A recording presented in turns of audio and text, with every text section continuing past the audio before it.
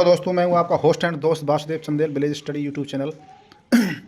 देखो आज हम करेंगे बच्चों एक्सरसाइज 12.1 के क्वेश्चन नंबर पहला दूसरा और तीसरा तो हमारे हो गए। क्वेश्चन नंबर हम 4 को स्टार्ट करेंगे। क्वेश्चन नंबर 4 में आपको दे रखा है निम्न अवरोधों के अंतर्गत z equal to 3x plus के 5y का न्यूनतमीकरण कीजिए।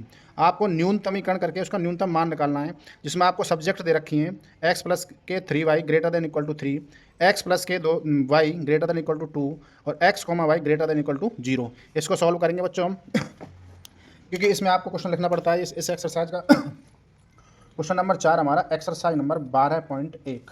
क्वेश्चन आपको दे रखा है निम्न अवरोधों के अंतर्गत z equal to 3x plus के 5y का न्यूनतमीकरण कीजिए।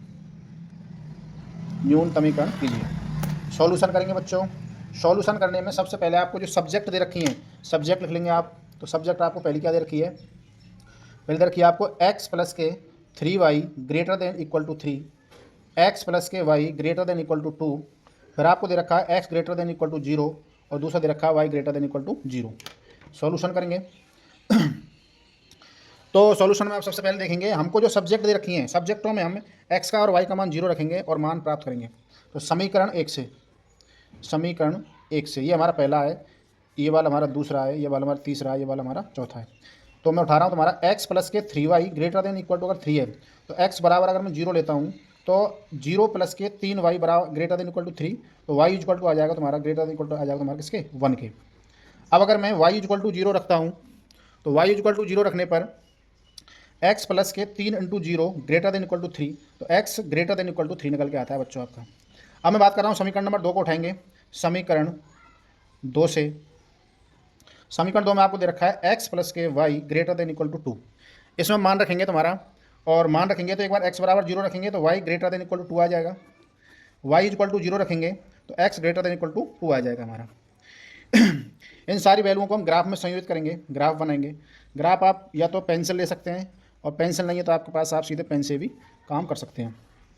आपकी मैक्सिमम वैल्यू कहाँ से दे रखी है? इसमें 2 और 3 दे रखी है, लेकिन हम ज़्यादा लेके चलेंगे। 1 2 3 4 5, 1 2 3 4 5, 1 2 3 4 5, 1 2 3 4 5। फर्स्ट वैल्यू रखेंगे हम x बराबर 0 और y बराबर, अगर हमारा x बराबर हमारा कितना निकल के आया पहले वाले में 3 और y बराबर निकल के आया हमारा 1। तो x का मान हमारा 3 कहाँ पे? तुम्हारा यहाँ पे। अलग आप रेड कलर का पेन ले सकते हो, आप उसको गोला कर देंगे। फिर हम उठाएंगे तुम्हारा y का मान दे रखा है आपको 1, उसको गोला कर देंगे और इसको हम सीधा मिला देंगे इस तरीके से। अगर आपके पास ग्राफ है तो उससे और अच्छा बनेगा आपका। इस पर आप जो आपकी इक्वेशन उसका मान रख देंगे x प्लस के 3y greater than equal to 3। इस वाली समीकरण की तुम्हारी ये रेखा है हमारी। दूसरा दे रखा है हमको दूसरे में दे रखा है आपको, पहले दे रखा है x बराबर 2, x का मान 2 कमा रहा है, इसको हम राउंडेबल करेंगे। फिर y का मान भी आपको 2 दे रखा है, इसको हम राउंडेबल करेंगे और इनको हम मिला देंगे, सीधी रेखा खींचने की कोशिश करेंगे बच्चों। अब हम सबसे पहले इसको देखेंगे कि हमारे जो मान है ग्रेटर देन में और लेस देन में कैसे परिबद्ध कर रहा है। तो परिबद्ध करने के लिए हम सबसे पहले हमारी समीकरण क्या थी? x प्लस के 3y greater than equal to 3। तो x प्लस के 3y greater than equal to 3 कौन सा हमारा? ये वाला। तो इसका परिबद्ध क्षेत्र कौन सा हो जाएगा? यूँ ऐसे करेंगे। बात करेंगे सेकंड वाली में, आप क्या दे रखा है? Greater than. तो सेकंड वाली ग्रेटर देन कौन सी हमारी?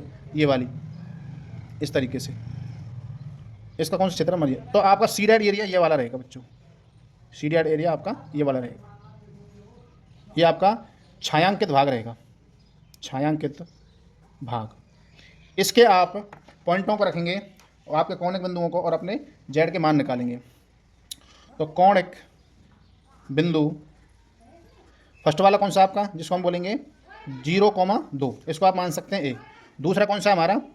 ये वाला पॉइंट रहेगा आपका, जिसमें तुम्हारा 3, कितना 0, इसको आप बी पॉइंट मान सकते हो या सी पॉइंट मान लेना। और एक पॉइंट रहेगा हमारा ये वाला, जिसको आप बी पॉइंट मान सकते हैं। अब बी पॉइंट के लिए आप क्या करोगे? दोनों समीकरणों को सॉल्यूशन करेंगे और सॉल्यूशन करके एक्स वाई के मान निकालेंगे।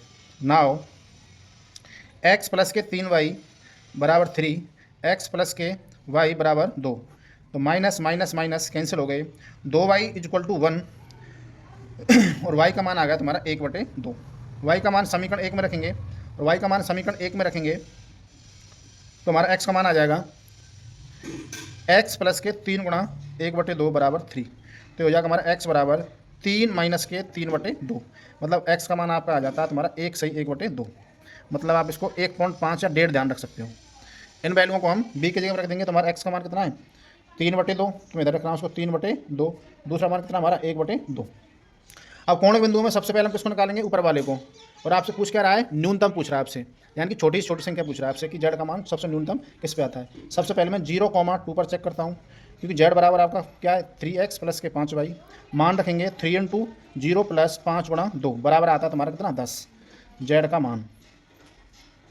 फर्स्ट में आपका 10 आता है, सेकंड में रखेंगे हम कितना बी पॉइंट में आपको क्या दे रखे हैं 3/2, 1/2 बराबर आपको जेड का मान कितना दे रखा है 3x प्लस के 5y इक्वल टू 3 गुणा 3/2 प्लस 5 गुणा 1/2। देखो तनार्थी 9 हो गए हमारे, 9/2 प्लस 5/2, एलसीएम कितना आएगा हमारा 2 आएगा, ये कितने हो जाएंगे हमारे 9 और 5 कितने 14, और 14/2 क्या लिख सकता हूँ मैं 7। तीसरा पॉइंट है हमारा सी में आपके कोऑर्डिनेट दे रखे हैं 3,0 और जेड की वैल्यू आपकी 3x प्लस के 5y, मान रखेंगे बच्चों कितना हो जाएगा हमारा, इधर रख लेता हूँ थोड़ी जगह कम पड़ेगी इसलिए, अपना मान हो जाएगा 3 इंटू 3 प्लस 5 इंटू 0 बराबर तनार्थी 9।